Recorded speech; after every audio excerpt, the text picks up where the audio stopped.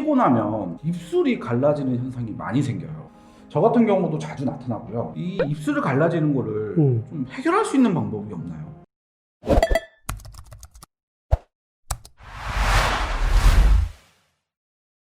일명 어른들이 입 커지는 병이다 그래가지고 입술 끝이 이렇게 갈라지는 것들을 많이 얘기하시는데요. 그것은 구각염이라고 이야기하는 것입니다. 주로 많이 피곤할 때 나타나는데요. 잠을 충분히 주무시지 못할 때 더 많이 나타나는 경우가 있습니다. 스트레스를 많이 받아도 나타나기도 하고요. 비타민 B군이 많이 부족했을 때 나타나기도 하는데요. 그 중에서도 비타민 B2가 부족했을 때 많이 나타납니다. 이러한 비타민 B2는 돼지고기에도 굉장히 풍부하게 많이 들어있고요. 버섯에도 들어있고 아몬드에도 들어있고 달걀에도 들어있고요. 콩나물에도 굉장히 많이 들어있기 때문에 이런 것들을 평상시에 잘 보충해 주시는 것도 구각염을 치료하는 데 도움이 될 수 있습니다. 콩나물 같은 경우에는 비타민 B2도 풍부할 뿐만 아니라 비타민 C도 풍부하게 들어있는 거 잘 알고 계시죠? 그래서 감기를 예방하는 데도 도움이 될 수가 있고요. 피로를 회복하는 데도 도움이 될 수가 있기 때문에 적어도 오늘 저녁만이라도 콩나물국 같은 거 드셔보시는 거 어떨까요?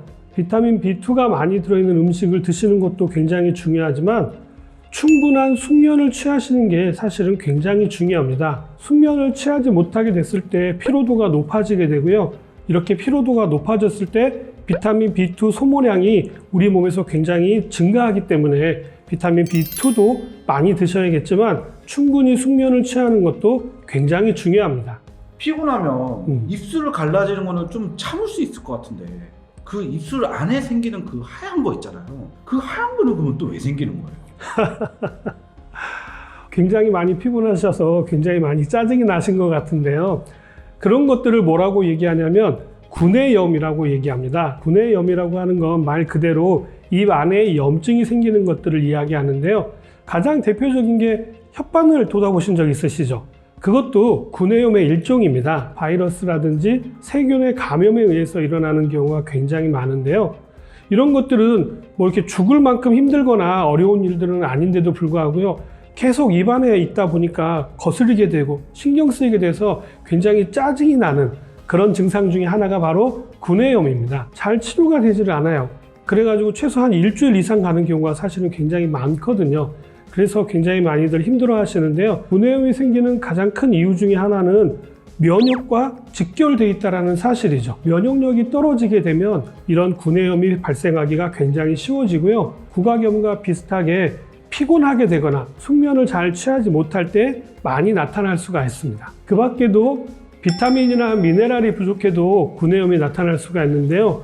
그 중에서도 특별히 철분이 부족해졌을 때도 구내염이 발생을 합니다. 그 이유 중에 하나는 철분이 많이 부족해졌을 때는요. 면역력도 같이 떨어지기 때문입니다. 어린 아이들이 잔병 치레를 많이 하는 경우들이 있잖아요. 그런 경우도 의외로 철분이 부족했을 경우가 굉장히 많다라는 사실이죠. 그래서 요즘은 어린 아이들의 전문 철분제가 약국에서 따로 판매될 정도로 이제는 철분에 대한 관심도가 점점 높아지고 있다는 거죠. PD님 지금 구내염이 있으신 것 같은데 그 구내염을 어떻게 관리하시나요? 약이나 이런 거는 많이 바르진 않고요. 네. 그 밥 먹을 때 뜨거운 밥을 막 대거나 그리고 매운 음식, 뜨거운 국물 이런 걸 대면 뭐 빨리 낫는다는 얘기가 있어서 네. 정말 아픈데 예. 그렇게 하고 있습니다. 맞습니다. 정말로 의외로 그렇게 하시는 분들이 굉장히 많으신데요. 그건 굉장히 위험한 일입니다.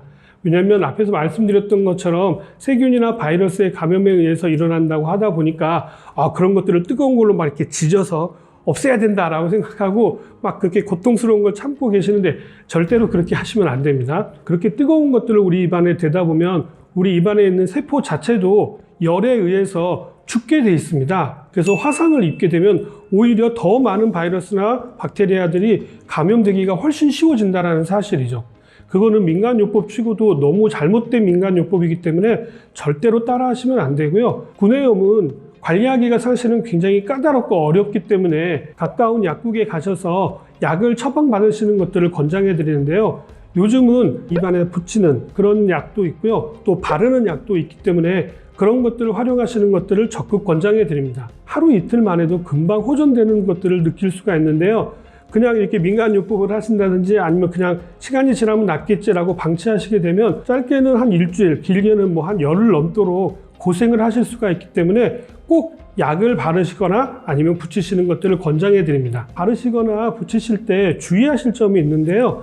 이것이 세균이나 바이러스에 의해서 감염되기 때문에 오염이 될 수가 있습니다. 손으로 짜서 바른다거나 아니면 이걸 직접 바른다거나 이렇게 하시면 안 되고요. 꼭 새로운 면봉을 이용해서 충분히 잘 발라주시기를 권장해 드리고요. 바르자마자 막 음식을 먹는다거나 막 물을 마신다는 것들은 주의가 필요합니다. 충분히 입안에서 이것들이 잘 점착될 수 있도록 시간을 두신 후에 음식을 드시는 것들을 권장해 드립니다. 어차피 입술 얘기가 나와서 하나 더 물어보겠는데요. 예.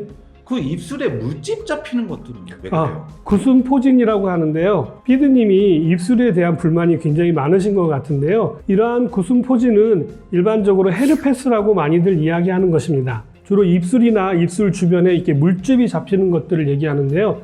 이거는 앞에서 얘기해 드렸던 것처럼 구각염이나 구내염처럼 막 아프거나 힘들지는 않습니다만 계속 신경이 쓰여가지고 이것도 막 터트리기도 하고 짜내기도 하고 막 진물이 흐르기도 하고 그런 것 때문에 굉장히 신경이 많이 쓰이는데요. 쉽게 낫지 않는 질병으로 고질병으로 알려져 있습니다. 헤르페스라고 하는 바이러스에 의해서 발병이 되어지는데요. 이 헤르페스는 전파력이 굉장히 강한 바이러스입니다. 나뿐만 아니라 우리 가족들에게도 오염을 시킬 수 있는 가능성이 굉장히 높거든요. 그런데 의외로 이게 잘 전파되는 이유 중에 하나가 뭐냐면 치약 때문이라는 사실이죠. 칫솔에다가 치약을 짜시잖아요. 그리고 이제 양치질을 한단 말이에요.